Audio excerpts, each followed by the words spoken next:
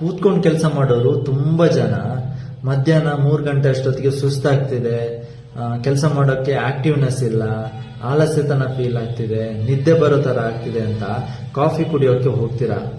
So ಅದಕ್ಕಿಂತ ಮುಂಚೆ ಇದನ್ನ ನೆನ್ಪಿಡಿ, ನಿಮ್ ಬಾಡಿಗೆ ಆಗ್ತಿರೋದು ಸುಸ್ತಲ್ಲ, ಸೆಲ್ಯುಲಾರ್ ಡಿಹೈಡ್ರೇಷನ್. ವಿಜ್ಞಾನದ ಪ್ರಕಾರ ನಮ್ಮ ಬಾಡಿಲಿ 2% ಅಷ್ಟು ನೀರು ಕಡಿಮೆ ಆದರೆ 20% ಅಷ್ಟು ನಮ್ಮ ಮೆದುಳಿನ ಕಾರ್ಯಕ್ಷಮತೆ ಕೂಡ ಕಡಿಮೆ ಆಗುತ್ತೆ.